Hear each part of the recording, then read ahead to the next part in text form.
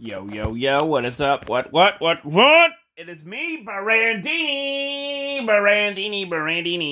giving you guys another comic book review. So here we go. Blue and Gold, 7 out of 8. Holy moly! Was this awesome to the max? Oh my god. Sweetness. It is an instant 10 out of 10. Woo! Loving it. Batgirl number 4 was pretty okay. Pretty damn good. And they had actual fight scenes, which is pretty damn awesome. And I thank comic books for doing that. So, yes, 10 out of 10. World's Finest, Mark Waid's version of Batman and Superman. Number 1 was really damn good. It was really damn awesome, and the story was fucking awesome. Like, holy crap. Mark Waid is known in DC Comics for his ability to twist people's minds. And twist my mind he did, because, wow, we have the Doom Patrol fighting Superman. Yeah, the Doom Patrol fighting Superman. Trust me, you guys would love it. Plus, well, Superman's out of his mind because of a red cocktail version of kryptonite, which, let's just say, has all the Silver Age crapness blended right into one, and it is awesome. 10 out of 10. Starting off strong here. Wonder Woman Evolution. Great artwork, great sceneries, great action. 10 out of 10. I am loving this. Catwoman. My god, I love this cover. This cover is so good. Oh my god. I love this cover. Oh my god. Oh my god. For those people who don't know, this is a new character named Onyx. And she has the facial and body expression of, oh, I just want to punch Catwoman right in the frickin' face. And Catwoman kind of has the,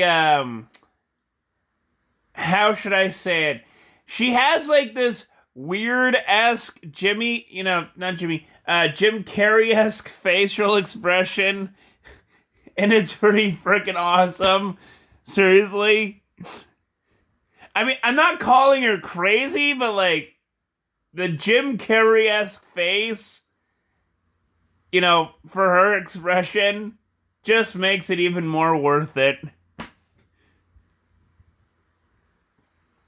Plus, I mean, Catwoman is bisexual, so she probably wants a little bit of, loving, so. Who knows at this point? I love this cover. This comic book is good. It's really good. But there's not a lot of action scenes in there.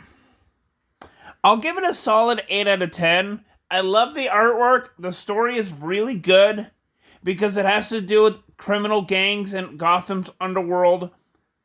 Yeah, I know, that type of story. But it has a twist. It has new characters in there who never been in the Batman mythos before, so I'm really hoping for 42 to change my mind, so I'm going to give this an 8 out of 10.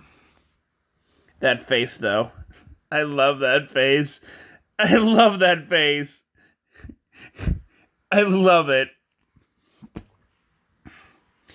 Wonder Woman number 785 was really damn modestly okay.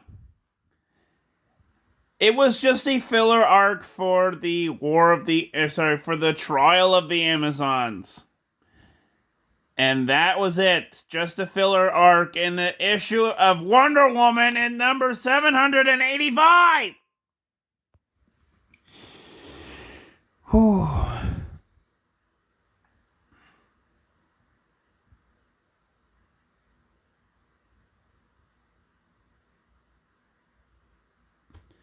I gotta say, it was a good start for the main event. But no, it's Trial of the Amazons, part 3 out of 7. I feel like the core part of that event is going to be in part 4 to part 7. Because this is just the beginning of it. So, 7 out of 10. Oh, yes. Yes. Yes. Yes. Yes. Yes. Yes. Yes. Love it. I love this book. I really love this book. This book is awesome. Oh my god. Oh my god, it's so good. Oh my god. I'm not going to show you the ending, the end of the thing that she's holding, but my god, this is so good. That last issue, my god, sweetness. This issue takes that last issue and just ups the ante, which I love so much. 10 out of 10. Nightwing, number 90. Well, okay, fine. Nightwing and the Flash. This was an okay book in my opinion. I enjoyed it very much. I love the bickering and bantering of the Flash and Nightwing. Love it.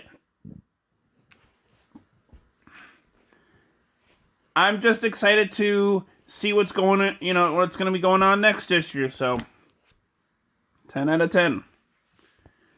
Oh, Trial of the Amazons. Nubia and the Amazons, number 6 out of 6. The only problem that we have so far is they had to include is that they had to include the event in the final issue of Nubia and the Amazons. Aye. They had to include this event in a final issue of Nubia and the Amazons. Do you see how pissed off I am? Like, the writers couldn't even make a tie-in issue. They had to put it at the final part. Why? Why?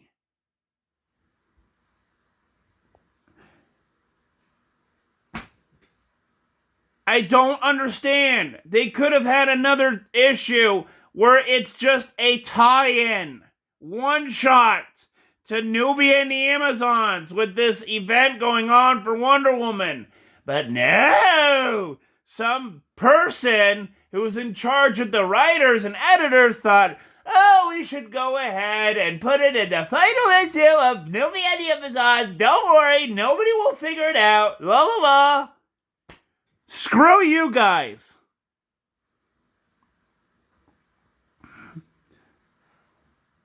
Basically, what I'm ranting about is because this event is going on. This is a filler issue. This does not expand the story at large. And if it does, it's pretty minuscule. It's pretty small. It's pretty small tater tots. And I'm going to give this issue a 5 out of 10. Because I want to.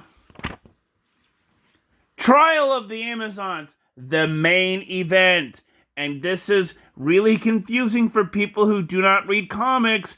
Because even though it says 1 out of 2, it's 1 out of 7. Meaning you have to buy the entire event. And the tie-ins. Yeah, the tie-ins. In order to get a complete story.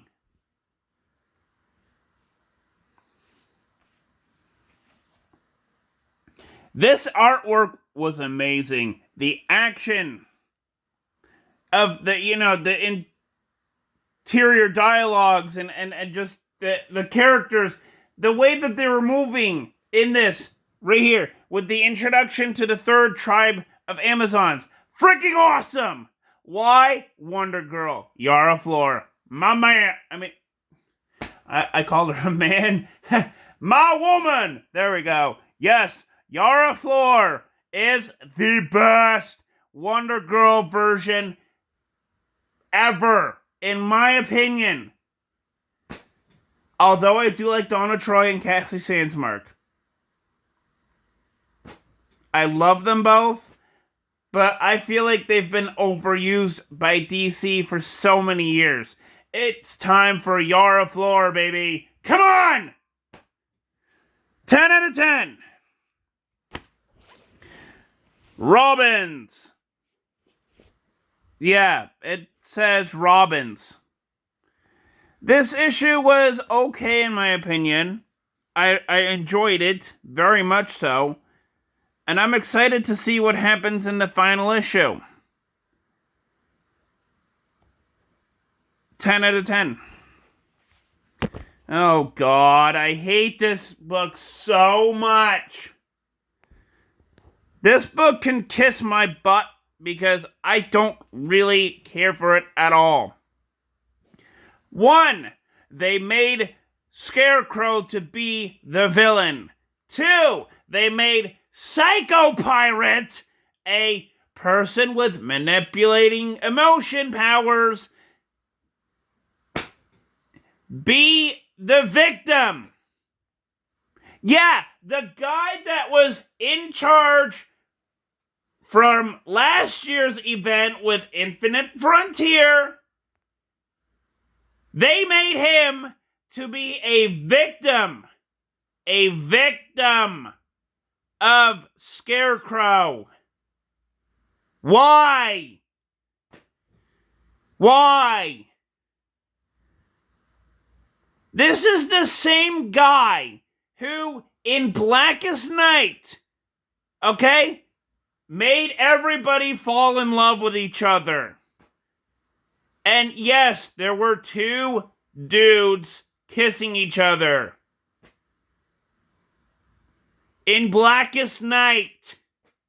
This is the same guy that was part of Darkseid's army. Darkseid army. True form Darkseid in the Infinite Frontier event. Who went away like a little bitch. Sorry, teleported away to another event. This is the same guy that is getting victimized by Scarecrow. Of all people. What the fuck? Mariko Tamaki. Seriously, do you not know who Psycho Pirate is? Because he's been in a lot of comic books that I suggest you read. And he is not someone to be fucked with. Hell, you should read, let's see. Just about any comic book that Psycho Pirate has been in. Like, since his creation. Yeah, in the 80s. Early 80s. I really think you should go back and read DC Comics to understand what Psycho Pirate really is. Because he ain't no victim. Trust me. If he could manipulate a town to loving and hating each other and being greedy with each other and with all the seven emotions, yeah, he is not a victim. Oh, and this is the same guy that got his brains punched through by Black Adam in Infinite Crisis. Yeah, Black Adam basically two-finger punched him in the fucking head and went through his brain and out the other side.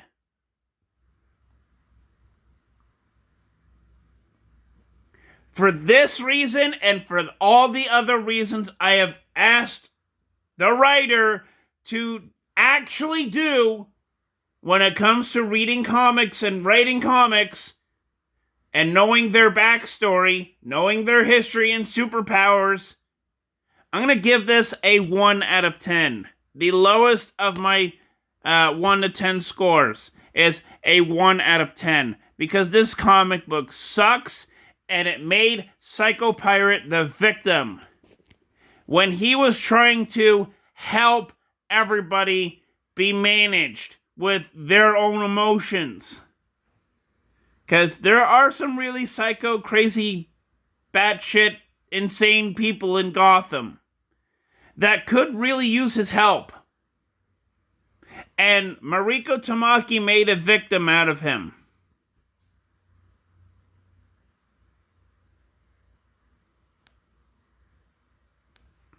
One out of 10. Oh God, I hate this book so much. No. I'm gonna give this a 1 out of 10 too. Just to, Oh God. Batman killing time, because he is killing time when I read this book. He's killing my time when I read this. That's basically what the title is. He basically killed my time reading this. Thank you, Tom King, for making Batman killing my time. Seriously, I mean, I love this book so much. I'm joking, by the way. I could have cared less about this book. I really like the artwork. The artwork was really good, and in most places, I loved the artwork. It was gory. It was, raw. It was just so awesome. The action scenes were really good. But Tom King, you need to cut down on the dialogue because people don't care about that crap. Just have Batman punch Killer Croc through the frickin' roof or whatever it is that you're doing with him and just be done with it. Then go on to the next villain and then do the same thing until, you have your fetish with Batman and Catwoman. So then that way Batman could just, run away with her. Because, Tom King has a secret fetish with Catwoman. Because Tom King views himself as Batman. Just do that, Tom King. What I just said. Have Batman go through every part of his rogues gallery so that he can go ahead and marry Selina in the end. Does that satisfy your kinkiness right there? Because it satisfies mine. And mine does not include Catwoman.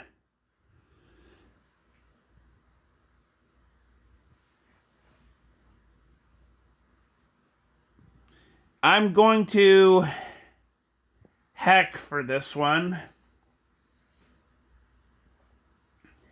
But that's just what I really want to see in a Tom King Batman book. Really. It's just Batman going through cases, Batman going through suspects, Batman actually punching and kicking some ass in said suspects and going down the list and just, kicking some ass.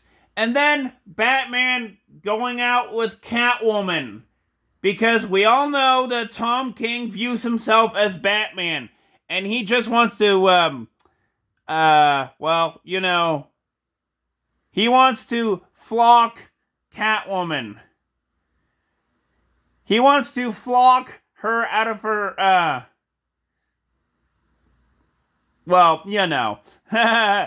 he just wants to flock Catwoman. Yes, Flock. Yeah, flock. Catwoman. Hey, I just can't help saying it. That's all he wants to do. So I would just do it there. If you want to do it, Tom King, fine, do that. Just do that. Because I am sick and tired of Tom King writing half-assed dialogues with no action scenes. If he wants to, flock Catwoman, be my guest. But have Batman do what I just said, which is to, go through suspect lists, interview them, kicking some ass with villains, of course, and then, marrying and flocking Catwoman. But yeah, enough's enough for this book. I just could not help but saying the word flock. So, 1 out of 10. Oh, yay, a Bendis book. I could care less about Bendis because of the same thing that Tom King does. They both love putting dialogue over action scenes. Why? I'm going to give this a 1 out of 10.